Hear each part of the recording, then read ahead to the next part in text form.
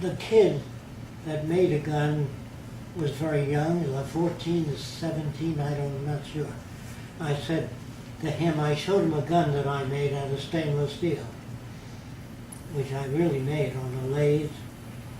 And he looked at it, being Italian American, he said, Maron, that means wow in Italian. He said, you made that? I said, yeah. He said, I can never make nothing like that. I said, I think you can. I didn't know how to start. I said, here's how you start. If you don't understand this drawing, let me know. First thing you have to do is draw a side view of a gun, the gun you want to make. So I'll go quick here, you know.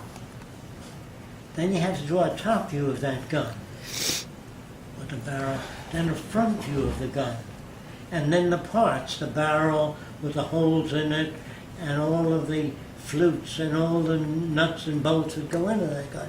That's called a working drawing. Is what do you need 3 views for? I said, well, if you see something strange that you never saw before, you can pick it up and turn it around. But if you only got one view, there's no information in one view. He said, I don't get it. I don't know why you need 3 views. So I took my time and I drew a picture of a pretty girl. That's what he called it. So I took my time. I'm going to do it fast here. I drew this little girl here, you know, and I do it, took my time. Hey, that's a good looking chick. I said, from the front view, yes. But here's a side view of the same girl.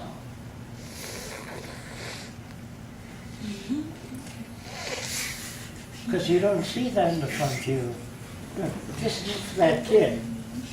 So he says, yeah. He says, I didn't know that. I said, now you know it? Yeah. So I got all these kids on drafting tables drawing 3 views of guns. Once they got that, I moved to furniture, architecture, engineering drawings. So the kids called me today. They're engineers, architects. They said, I would have gone the road to hell had this social worker bawled me out every time. So I used to put a tape recorder in the front office, and I put it under the benches where the kids were. It wasn't tape, it was wire, to see how the kids reacted. So when they came out of the social worker's office, they'd sit on the bench, and the guy said, what do you think of that guy, huh? He's New York. He's a horse's ass. I got that on the wire. Then I talked to the social worker. So how'd you make out with Johnny? Had a good talk with the boy, and we established rapport. But how do you know that? He says, I felt it intuitively. So I play the wire, where he calls him a horse's ass. That ungrateful little son of a bitch. I said, don't call him names. Say, I don't know how to reach Johnny. I know how to reach Mac and Harris. I tried 8 methods and none of them worked. That's the way you talk. That's the language of science. Not a little son of a bitch didn't listen to me. You're not grateful for the time I put out. That's looking for justice. There's no such thing. Whatever happens is real. What you think should happen hurts. You know, when you see a young kid run over by a Mack truck, you say, he was only 6 years old, how horrible. If you don't work out a way for the Mack truck not hitting that kid, you're yakking about nothing. Understand? If you say, oh my God, the plane went into a spin and crashed, oh my God, doesn't do anything to stop that. So I designed airplanes with wingtips that turn this way in case you go into a spin. I found out that if you took all emotions and converted it to an action pattern, you'd get a lot done. He says he hates war. What can you do to stop it?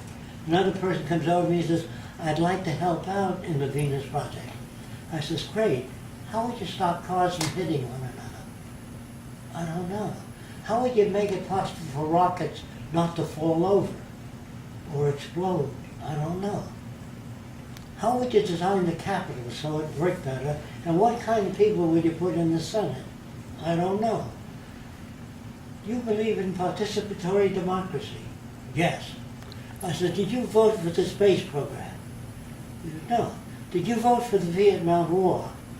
No. Did you vote for the highways in America? The school design? What the hell are you participating? This is just a verbal hobby. We think we participate. They select the people for political office, not you. They have to conform to the social institution. You follow me? Okay. So all this bullshit, participatory vote, sounds good. You think you're voting for the guy. You're voting for the guys they put up there. The guys they don't put up there, they call maverick or troublemakers or, Ron Paul. you know, radicals, communists or socialists. Sometimes people say, well, how does your system differ from communism? Well, communism uses money, it has banks, it has armies, it has navies, it has prisons, police. We don't have any of those things. That's where it differs considerably from socialism and communism. During the last Depression, all the kids at school were talking about socialism, communism, mankind united, back to family values, because they lived in hell. It was very rough. And so that awakened people. And they lost confidence in their elected leaders. They kicked Herbert Hoover out and put another guy in, Franklin Delano Roosevelt, who built transit camps. You probably don't know what they are. They're little camps for the wild boys of the road, the people that were displaced. And he built a theater colony, Roosevelt. He gave actors that were unemployed $60 a month, and they got art materials and they painted pictures. Are you familiar with the Federal Art Project? This was during the last Depression. Otherwise you would have had a revolution. You know, people would have revolted against it. Then he built CC camps. You know what that is? All the kids were given $60 a month, and they planted new seeds and trees, and the unemployed had soup kitchens they went to. But the government did not supply enough soup kitchens. So Al Capone supplied more soup kitchens in the New York and Jersey area than the federal government. He was a gangster. That guy, Al Capone. So, are people good or bad? Who the hell knows? You know what the new definition of a criminal